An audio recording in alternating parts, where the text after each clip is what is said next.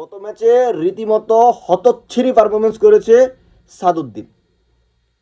সাদউদ্দিন এত হতচ্ছিরি পারফরমেন্স করেছিল যে তিনি নিজে বল কাটাতে গিয়ে ড্রিবল করে পড়ে গেছে নিজে নিজে, কিন্তু তার পাশে একজন ফ্রি স্পেসে হামজা চৌধুরী ছিল, তাকে প্রথমে বল দেয়নি সে। এরপরে 2-3টা ড্রিবল করে সে পড়ে গেছে। তারপরে আবারও তিনি বল ক্রস করতে গিয়ে ভুল করে বসেছেন। মানে পুরো ম্যাচে সাদউদ্দিনের বল ক্রসিং, প্লেয়ার মার্কিংয়ে ভুলে ভরা ছিল। তার একটি ভুলের কারণে আমরা একটি গোল কনসিড করি। ওই যে ডিফেন্ডারদের কথা তোলা হয়েছে, গোলকিপারের কথা তোলা হয়েছে, সেইখানে সাদউদ্দিন দাঁড়াই ছিল।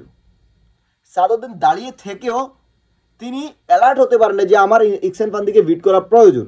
তিনি দাঁড়িয়ে দাঁড়িয়ে দেখছিলেন, ইকসান পান্তি সময় নিয়েছিলেন, তারপরে কিক করেছিলেন। কিন্তু আমাদের সাথ কীভাবে গোল করে সেটা দাঁড়িয়ে দাঁড়িয়ে দেখতেছিল। একজন এক্সপিরিয়েন্সড প্লেয়ার হাই ভোল্টেজ একটি ম্যাচে এইভাবে পারফরমেন্স করে। সাদউদ্দিন যখন বল পেয়েছিল অপোনেন্ট ভাগে, তখন তিনি নিজে নিজে ড্রিবল করতেছিল, একজনকে বিট করে অটোমেটিক তিনি পড়ে গেছে। কিন্তু পাশে একজন প্লেয়ার তাকে সিগন্যাল দিচ্ছিল, আমার কাছে বল দে, আমার কাছে বল দে। তিনি জাতা প্লেয়ার না, কিন্তু সাদউদ্দিন বল দেয়নি, তিনি নিজে নিজে খেলতে চাইছিল।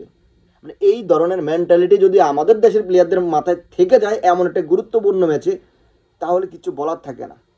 কিসের ভিত্তিতে, কোন পারফরমেন্সের ভিত্তিতে সাদউদ্দিন জাতীয় দলের জায়গা পায়, আমার প্রশ্ন এখানে। এই সাদে পুরো ম্যাচটা ধ্বংস করছে।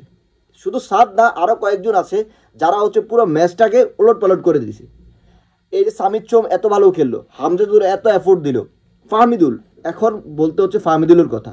সবাই বলতেছে ফাহমিদুল কালকে হয়তোবা তাকে খুঁজে পায়নি, কিন্তু আমি বলবো ফাহমিদুল তার জায়গায় বেস্ট খেলেছে।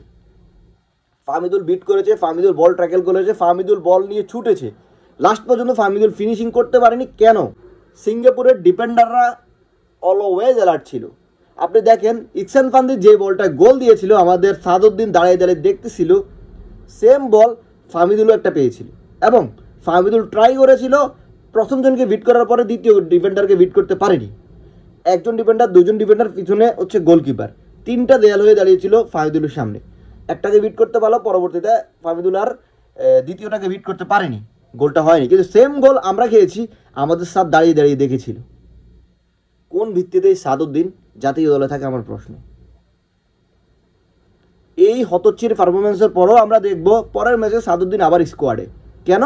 কোচের একটাই যুক্তি হবে যে এক্সপিরিয়েন্স প্লেয়ার। এই এক্সপিরিয়েন্স কতটুকু কাজে লেগেছে আমাদের জাতীয় দলের? আমরা কি করতে পেরেছি? আমরা 182তে